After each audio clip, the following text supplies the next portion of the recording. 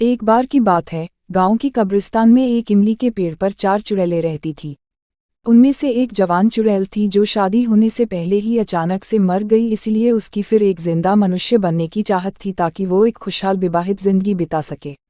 एक दिन उस चुड़ैल ने अपनी दिल की बात और दूसरे चुड़ैल को बताई कि वो एक सुंदर पुरुष से शादी करके एक विवाहित जिंदगी बिताना चाहती है।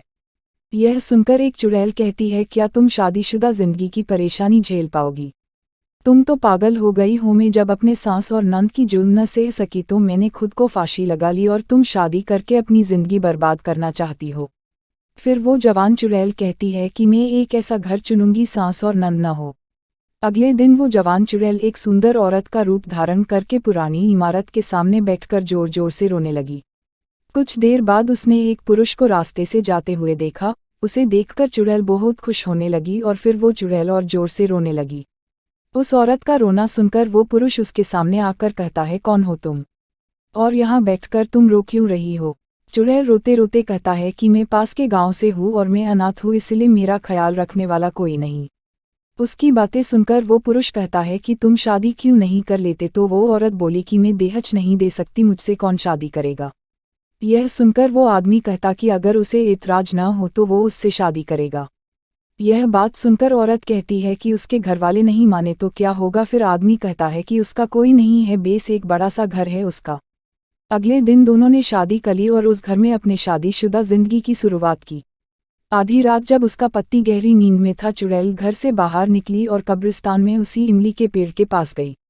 दूसरे चुड़ैल उसे देखकर पहचान नहीं पाते। तब वो चुड़ैल अपने असली रूप में आती है और हंसने लगती है।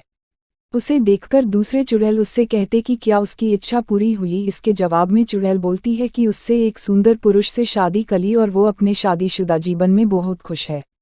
यह सुनकर दूसरे चुड़ैल कहते हैं कि तब तो तुम्हें दावत देना चाहिए हमें। फिर वो चुड़ैल कहती है, ठीक है, तुम सब कल मेरे घर आ जाना आम औरतों के रूप में, ताकि मैं अपने पति से कह सकूं कि तुम सब मेरी सहेलियां हो और मुझसे मिलने आई हो। चुड़ैल फिर सुंदर औरत का रूप धारण करके घर चली गई। अगले दिन दूसरी चुड़ैलों ने आम औरतों का रूप धारण किया और चुड़ैल के घर जाकर दरवाजा खटखटाता है। फिर चुड़ैल दरवाजा खोलकर कहती है, अरे तुम सब यहाँ।